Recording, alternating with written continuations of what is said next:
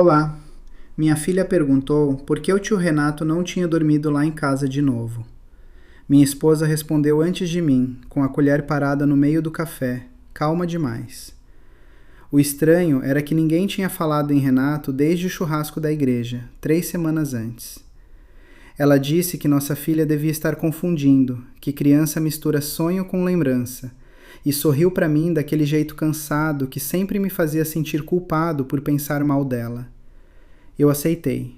Claro que aceitei. A Júlia tinha 5 anos, inventava nomes para bonecas, dizia que o porteiro falava com passarinhos e achava que todo homem de camisa social era tio. Mas naquela manhã ela insistiu que Renato tinha deixado o carregador preto na sala, perto do sofá. E quando olhei para minha esposa, ela já estava olhando para o sofá também. Mais tarde, no elevador do condomínio, o porteiro me entregou uma sacola pequena da farmácia. Disse que minha esposa tinha esquecido na portaria ontem à noite. Eu quase corrigi, porque ontem à noite ela estava comigo, fazendo bolo de cenoura para a reunião da escola, mas ele falou com tanta naturalidade que eu só agradeci. Dentro tinha um creme, uma escova de cabelo que não era dela e uma notinha amassada com o nome Renato escrito no canto, como se alguém tivesse começado a escrever e desistido. Quando perguntei, ela riu baixo, encostou a testa no meu ombro e disse que a sacola era da Vanessa, da igreja, que tinha pedido para ela pegar porque estava sem Pix na hora. A explicação fazia sentido. Vanessa era desorganizada, minha esposa ajudava todo mundo e eu odiava a parte de mim que queria continuar perguntando. Só que naquela noite, no grupo da família, Vanessa comentou que estava viajando desde sexta. Eu não disse nada, fiquei olhando a mensagem como quem olha uma rachadura pequena na parede e tenta decidir se a casa inteira está cedendo. Minha esposa entrou no quarto, viu meu celular na mão e perguntou se eu estava bem. Eu disse que sim. Ela me beijou na testa, carinhosa demais para alguém escondendo alguma coisa, e isso me desmontou mais do que qualquer mentira. Antes de dormir, a Júlia apareceu na porta do quarto segurando um chaveiro azul. Disse que era do homem que falava baixinho. Minha esposa levantou rápido demais da cama. Não gritou, não se desesperou. Só pegou o chaveiro da mão dela e disse que aquilo era do síndico, que devia ter caído no salão de festas. Eu quis acreditar, mas o chaveiro tinha a etiqueta de um motel em Contagem. No dia seguinte, minha esposa disse que o chaveiro era antigo. Disse isso enquanto lavava a louça, sem olhar para mim. O problema é que a etiqueta do motel tinha um QR Code novo, daqueles que nem existiam quando ela disse ter encontrado aquilo. Eu fiquei com o chaveiro no bolso o dia inteiro, sentindo o plástico encostar na minha perna como se fosse uma coisa viva. No trabalho, abri o Google e pesquisei o nome do lugar, depois fechei rápido, envergonhado de mim mesmo. Eu era marido, não investigador. Ela era minha esposa, mãe da minha filha, a mulher que me mandava mensagem perguntando se eu tinha almoçado. Mas às 14:18 chegou no meu e-mail um recibo de Uber que não era meu. Corrida de ontem, 2247, saída da nossa rua, destino, aquele mesmo motel. Quando cheguei em casa, ela estava fazendo arroz e ouvindo louvor baixo no celular. Parecia tão normal que eu quase pedi desculpas sem ter acusado nada. Perguntei se ela tinha usado meu e-mail no Uber por engano. Ela virou devagar, franziu a testa e disse que não. Pegou o próprio celular, mostrou o aplicativo, nenhuma corrida recente. Depois me abraçou pela cintura e disse que talvez eu estivesse cansado demais, que o trânsito, o trabalho e as contas estavam me deixando ansioso. Eu queria que fosse isso. Na sexta, fomos ao evento da escola. A Júlia apresentou uma música com a turma, e minha esposa chorou no meu ombro como se nada no mundo estivesse quebrado. Depois, perto da mesa de salgadinhos, uma mãe me perguntou se o amigo da minha esposa viria buscar a Júlia também. Eu perguntei que amigo. Ela ficou sem graça na hora, disse que devia ter confundido com outro pai, mas olhou para minha esposa antes de terminar a frase. No caminho para casa, minha esposa ficou calada. Quando perguntei se estava tudo bem, ela disse que não gostava daquelas mães fofoqueiras da escola, que inventavam coisas porque viam mulher simpática conversando com um homem e já pensavam besteira. A fala era perfeita, racional, até justa. Eu concordei. Ainda assim, ela apagou uma notificação do WhatsApp antes mesmo de o celular vibrar pela segunda vez. Naquela noite, no grupo do condomínio, a síndica avisou que as imagens da garagem seriam revisadas por causa de um retrovisor quebrado. Minha esposa, que estava quase dormindo, sentou na cama e perguntou baixinho: imagens de que dia? Ninguém tinha dito o dia. Eu disse que não sabia. A síndica ainda nem tinha respondido no grupo. Minha esposa percebeu o que tinha feito quase no mesmo instante. Pegou o copo d'água na cabeceira, tomou um gole e disse que só estava curiosa. Depois de 11 anos de casamento, eu conhecia cada uma das expressões dela. E aquela era a mesma expressão que aparecia quando ela esquecia uma mentira pequena e precisava construir outra por cima. Mesmo assim, dormi. Ou tentei. Às 3 da manhã acordei e vi a luz da varanda acesa. Ela estava sentada lá fora com o celular na mão. Não parecia estar conversando. Parecia esperando alguma coisa. Quando abriu a porta e percebeu que eu estava acordado, sorriu. Disse que estava sem sono, mas desligou a tela tão rápido que nem viu o degrau. Na manhã seguinte fomos ao mercado. Tudo normal. Frutas, arroz, produtos de limpeza, a rotina que sempre me dava segurança. Enquanto ela escolhia shampoo, fiquei na fila da farmácia do corredor ao lado comprando um antialérgico para a Júlia. Foi quando ouvi meu nome. Era uma funcionária da farmácia do nosso bairro. Ela sorriu e perguntou como minha esposa estava. Eu disse que bem. Então ela comentou que tinha gostado de vê-la de novo na semana passada. A frase demorou alguns segundos para fazer sentido, porque minha esposa não tinha ido naquela farmácia na semana passada. Pelo menos não comigo. Perguntei quando. A funcionária respondeu naturalmente. Quarta-feira à noite, por volta das 10. Disse até que minha esposa parecia estar com pressa porque saiu antes de pegar a nota fiscal. Quando contei isso no carro, ela não se alterou, nem por um segundo. Falou que provavelmente a atendente confundiu com outra pessoa. E realmente podia ter confundido. Mas então eu perguntei por que ela tinha ficado tão pálida. Ela respondeu que estava enjoada. O assunto morreu ali, ou deveria ter morrido. Na segunda-feira seguinte, minha filha chegou da escola carregando um desenho. Era nossa família. Eu, ela, mamãe. E um homem alto de camisa azul. Perguntei quem era. Júlia respondeu sem hesitar. É o amigo da mamãe. Minha esposa estava guardando as compras. As sacolas simplesmente pararam de fazer barulho. Perguntei qual amigo. Júlia disse que não lembrava o nome, só que ele tinha um carro preto e que uma vez tinha dado um chocolate para ela. Minha esposa interrompeu imediatamente. Disse que era o marido da Vanessa, mas havia um problema. Vanessa era solteira. Eu sabia, porque tinha ajudado a montar o chá de bebê dela 2 meses antes. Naquela noite, enquanto minha esposa tomava banho, fiz uma coisa da qual ainda me arrependo. Peguei o celular dela. Não procurei conversas, não procurei fotos. Só queria provar para mim mesmo que eu estava enlouquecendo. Mas não encontrei nada. Nenhuma mensagem suspeita. Nenhum contato estranho. Nada. Até abrir o Google Fotos e perceber que a sincronização tinha sido desligada exatamente 15 dias antes. No mesmo dia em que apareceu o primeiro recibo de Uber. Eu fiquei olhando para aquela data por muito tempo. 15 dias. Não 6 meses. Não 1 ano. 15 dias. Era recente demais para ser coincidência. Fechei o celular exatamente como estava e coloquei no mesmo lugar da mesa de cabeceira. Meu coração estava acelerado, mas eu ainda não tinha prova de nada. Apenas uma coleção de coisas estranhas que pareciam apontar para a mesma direção. E o pior era que todas tinham explicações razoáveis, separadas, nunca juntas. 2 dias depois, aconteceu algo que eu não consegui ignorar. Eu estava trabalhando de casa quando o interfone tocou. Era o porteiro. Perguntou se eu autorizava a entrega. Perguntei qual entrega. Ele ficou confuso. Disse que era para minha esposa. Uma cesta de café da manhã, com cartão. Eu autorizei. Quando a cesta chegou, não havia remetente, só uma mensagem. Obrigado por ontem, você estava linda.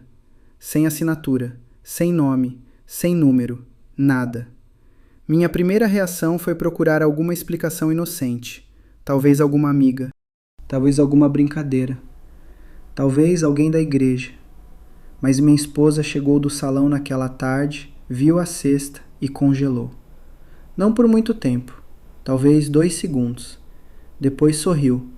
Disse que devia ser propaganda. Propaganda. Com um cartão escrito à mão. Naquela noite, ela insistiu para jogarmos tudo fora. Nem abriu os biscoitos. Nem experimentou os chocolates. Nada. Foi a primeira vez que senti medo. Não medo de descobrir uma traição. Medo de descobrir que eu não conhecia mais a mulher com quem dividia a cama. No sábado aconteceu outra coisa. Fomos ao aniversário do filho de um casal amigo. Aqueles eventos comuns de condomínio. Crianças correndo, pais fingindo descansar, música baixa, churrasco. No meio da tarde, um homem que eu nunca tinha visto chegou. Camisa azul, carro preto. Meu estômago afundou.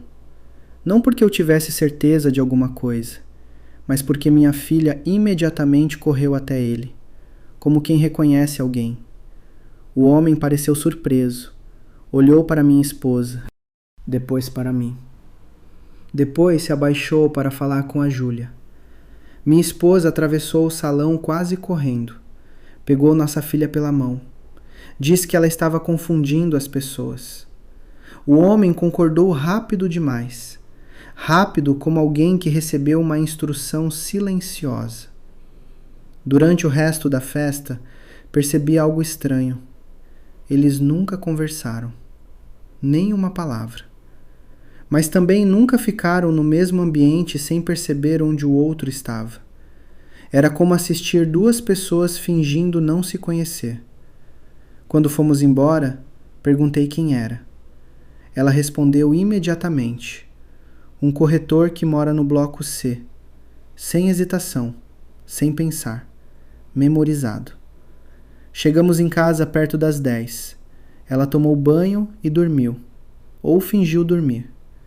À meia-noite, o celular dela vibrou. Uma única vez. A tela iluminou o quarto. Não peguei o aparelho. Não precisava. Porque a prévia da mensagem apareceu por 1 segundo e desapareceu. Mas não antes de eu conseguir ler 3 palavras. Ela reconheceu ele. Eu não dormi naquela noite. E pela primeira vez desde que tudo começou, parei de procurar explicações. Comecei a procurar respostas. Na manhã seguinte, eu reli aquelas 3 palavras tantas vezes na cabeça que elas começaram a perder o sentido.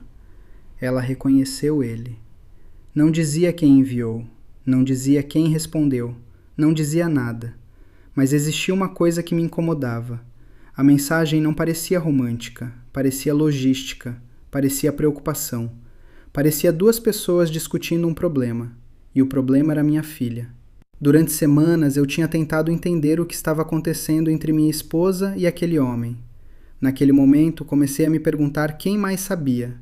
A resposta veio mais rápido do que eu gostaria.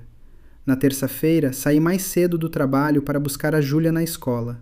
Quando cheguei, ela ainda estava no recreio. Fiquei esperando perto da entrada, conversando com uma professora que eu conhecia apenas de vista. No meio da conversa, ela comentou que minha esposa era muito gentil. Eu concordei. Então ela disse uma frase completamente comum. Tão comum que demorou alguns segundos para me atingir. Ela sempre foi educada quando vinha buscar a Júlia, com aquele primo dela. Primo. Meu cérebro travou. Perguntei qual primo. A professora pareceu surpresa. Não sei o nome, o rapaz alto. Eu senti o sangue desaparecer do rosto. Porque minha esposa não tinha nenhum primo alto morando na cidade. Nenhum. A professora percebeu meu silêncio. Tentou corrigir. Talvez fosse amigo, talvez parente distante. Ela não tinha certeza. Mas lembrava dele porque a Júlia parecia gostar bastante dele. Eu agradeci, sorri, fui embora. E passei os próximos 20 minutos sentado no carro sem ligar o motor. Quando chegamos em casa, perguntei casualmente para minha filha quem era o homem do carro preto. Ela respondeu sem dificuldade. É o Renato. O mesmo nome do café da manhã meses antes. O mesmo nome da sacola da farmácia. O mesmo nome que continuava reaparecendo. Perguntei onde ela tinha visto Renato. Ela contou tudo com a sinceridade cruel que só crianças possuem. Disse que ele já tinha levado as duas para tomar sorvete. Que uma vez os três tinham ido ao mercado. Que mamãe ficava nervosa quando ela falava dele perto de mim. Eu quase não consegui respirar. Não por causa da traição, mas porque aquilo significava outra coisa. Aquilo significava tempo. Muito tempo. Tempo suficiente para criar memórias. Tempo suficiente para minha filha achar aquilo normal. Naquela noite, observei minha esposa jantando. Ela falava sobre uma reunião, sobre trânsito, sobre uma colega nova. E de repente percebi uma coisa terrível. Ela estava confortável. Não parecia alguém escondendo algo recente. Parecia alguém escondendo algo antigo. Muito antigo. 2 dias depois recebi uma mensagem da síndica. Nada relacionado ao retrovisor. Ela queria apenas confirmar um documento do condomínio. No final da conversa, perguntou se minha esposa estava bem. Eu disse que sim. Ela respondeu com um emoji pensativo. Depois apagou uma mensagem. Vi a notificação desaparecer na minha frente. Perguntei o que era. Ela respondeu quase imediatamente. Nada importante. Minutos depois, meu celular tocou. Era um número desconhecido. Atendi. Ninguém falou, mas ouvi respiração. E antes da ligação cair, uma voz masculina disse apenas uma frase. Você deveria perguntar sobre o apartamento 804. O problema era que eu sabia exatamente qual era o apartamento 804. Era um imóvel vazio. Ou pelo menos era isso que todos no condomínio acreditavam. Eu conhecia o 804 porque passei anos reclamando dele nas assembleias. Vazio. Sempre vazio. As contas pagas em dia, ninguém entrando, ninguém saindo. Era quase uma piada entre os moradores, o apartamento fantasma. Na sexta-feira, depois daquela ligação, fiz algo que nunca imaginei fazer. Pedi uma cópia dos registros de entrada na portaria. Usei como desculpa um problema com uma entrega antiga. O porteiro me conhecia havia anos, não desconfiou. Enquanto procurava os registros, comentou uma coisa sem perceber o peso que aquilo tinha. Disse que o proprietário do 804 aparecia de vez em quando, sempre à noite, sempre sozinho, sempre usando vaga de visitante. Perguntei o nome. Ele respondeu naturalmente. Renato. Meu corpo inteiro ficou gelado, mas o pior ainda estava por vir, porque o porteiro continuou falando. Disse que Renato era muito educado, que às vezes vinha acompanhado, que normalmente chegava depois das 9, e que minha esposa parecia conhecê-lo bem. Quando viu minha expressão, ficou em silêncio. Silêncio absoluto. Aquele silêncio constrangido que acontece quando alguém percebe tarde demais que falou demais. Saí dali sem dizer nada. Passei quase 1 hora sentado dentro do carro na garagem, tentando organizar os fatos, tentando encontrar uma explicação alternativa, tentando desesperadamente salvar alguma parte da realidade que eu conhecia. Não consegui. Naquela noite, minha esposa disse que precisava ir à igreja ajudar numa reunião beneficente. Era uma sexta-feira, às 9h20 da noite. Eu apenas concordei. Ela saiu. Eu esperei 10 minutos. Depois desci para a garagem. Pela primeira vez na vida, segui minha própria esposa. Ela não foi para a igreja, não foi para a casa da mãe, não foi para lugar nenhum que eu conhecesse. Entrou direto no condomínio vizinho, o mesmo onde ficava o apartamento 804. Fiquei esperando dentro do carro. 5 minutos, 10 minutos, 20 minutos. Então vi Renato, camisa escura, mesma altura, mesmo carro preto. Ele entrou pelo portão lateral usando uma chave. Não precisou interfone, não precisou autorização. Como alguém que já fazia aquilo há muito tempo. Subiu. Minha esposa já estava lá dentro. Eu sabia. Mas ainda não consegui sair do carro. Fiquei parado, olhando para o prédio, esperando que alguma coisa acontecesse. alguma prova, alguma explicação, qualquer coisa. À meia-noite ela voltou, entrou no carro, dirigiu para casa, chegou sorrindo, me encontrou assistindo televisão, perguntou se eu queria chá. Chá. Depois de 3 horas desaparecida, depois de mentir olhando nos meus olhos, depois de voltar do apartamento onde eu tinha acabado de vê-la entrar. Sentei ali olhando para ela, e pela primeira vez entendi uma coisa. A traição não era o centro da história. A mentira era. Porque para sustentar aquilo, ela precisava mentir todos os dias, em coisas pequenas, em coisas inúteis, em horários, em trajetos, em mensagens, em reuniões, em quem buscava nossa filha, em tudo. Mas ainda faltava entender uma pergunta.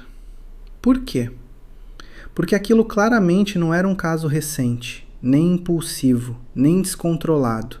Aquilo tinha estrutura, tinha rotina, tinha planejamento. A resposta apareceu 2 dias depois, sem que eu precisasse procurar. Enquanto minha esposa tomava banho, o tablet antigo da casa acendeu sozinho na estante. Um aparelho que ninguém usava havia anos. Eu quase ignorei, mas uma notificação surgiu na tela. Google Fotos. Sincronização concluída. Minha esposa tinha desligado o backup do celular, mas tinha esquecido que durante anos compartilhou a mesma conta naquele tablet, e centenas de fotos antigas começaram a aparecer. Fotos que ela acreditava ter escondido. Fotos que remontavam muito antes dos últimos meses.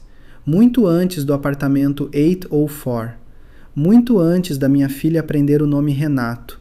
Muito antes de eu imaginar que minha vida já estava sendo dividida com outro homem. Eu não abri as fotos imediatamente. Fiquei olhando para a tela do tablet como se ela pudesse explodir. Durante meses eu tinha perseguido dúvidas. Agora, pela primeira vez, eu estava diante de respostas. E parte de mim não queria vê-las, mas vi. A primeira foto parecia inocente. Um café, uma mesa, 2 xícaras. Nada demais. Até eu perceber a data. 4 anos atrás. 4 anos. Muito antes do recibo do Uber. Muito antes do apartamento 804.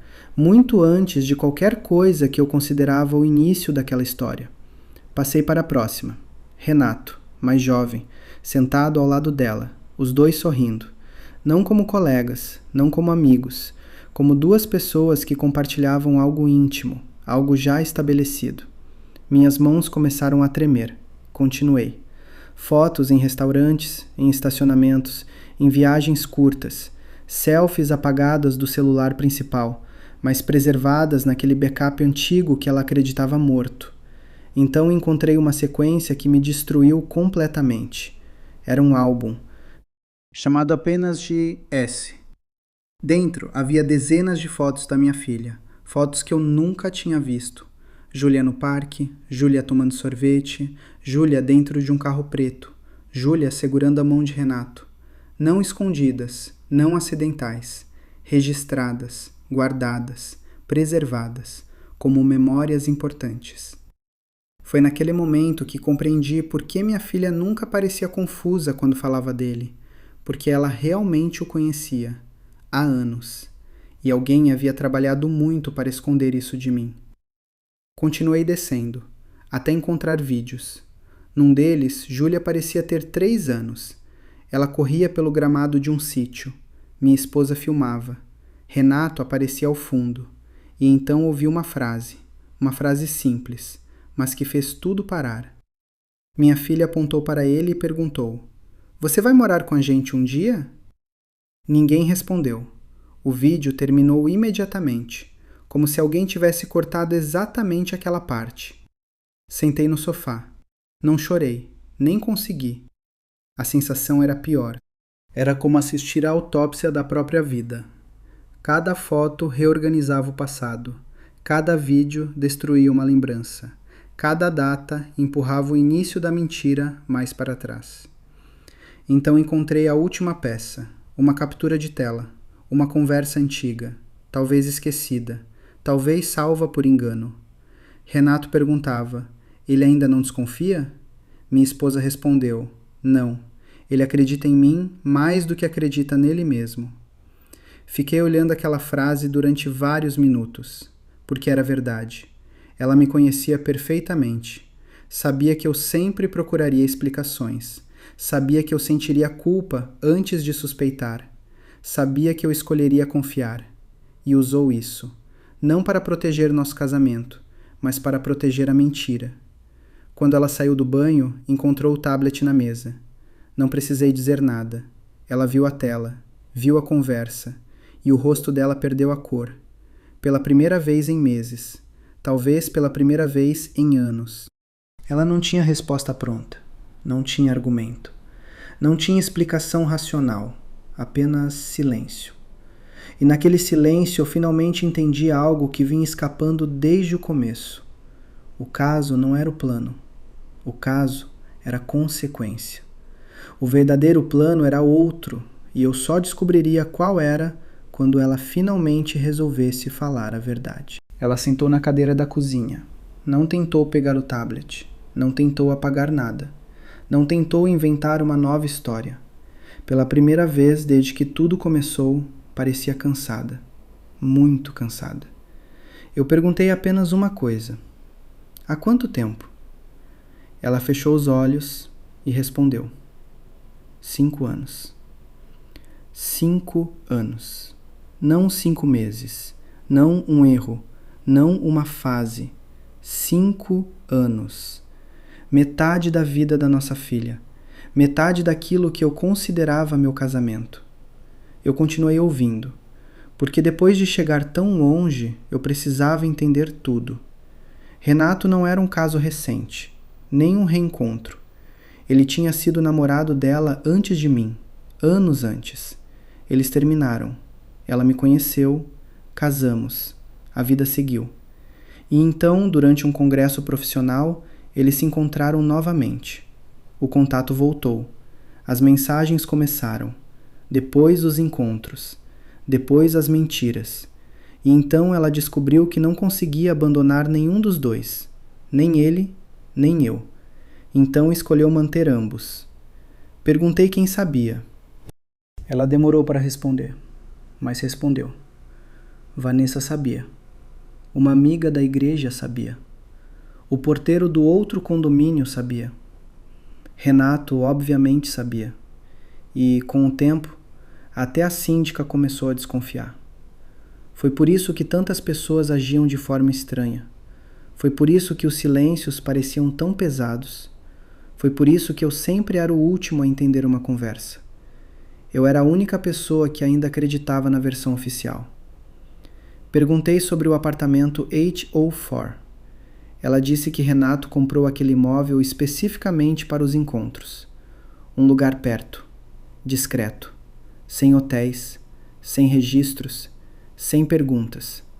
Tudo planejado, tudo organizado, como uma segunda vida.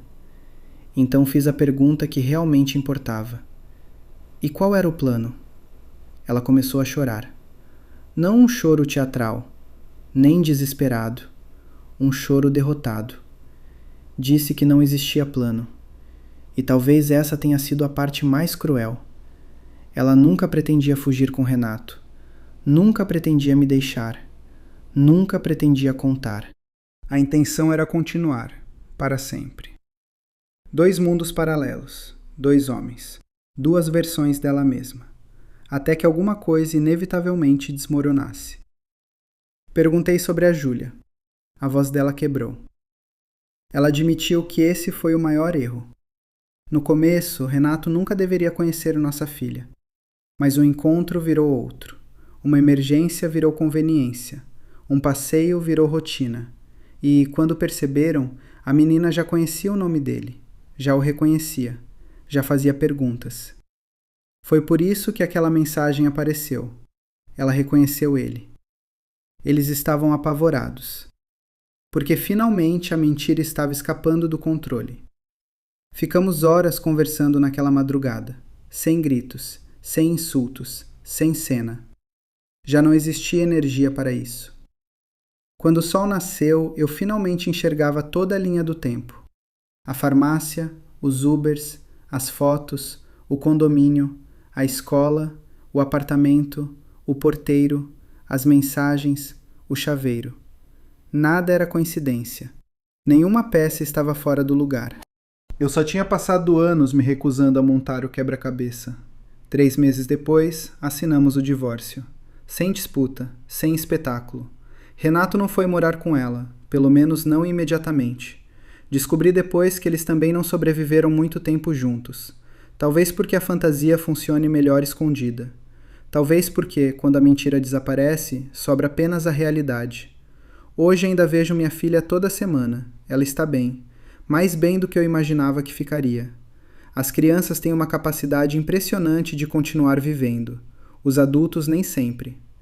Às vezes me perguntam qual foi o momento exato em que percebi que meu casamento tinha acabado. Não foi a foto, não foi a mensagem. Não foi a confissão. Foi muito antes. Foi naquela manhã em que minha filha perguntou por que o tio Renato não tinha dormido lá em casa de novo. Porque agora eu sei. Naquele instante, sem querer, uma criança contou a verdade que todos os adultos tinham passado 5 anos tentando esconder. E foi ali que o homem que eu era começou a desaparecer. Tchau.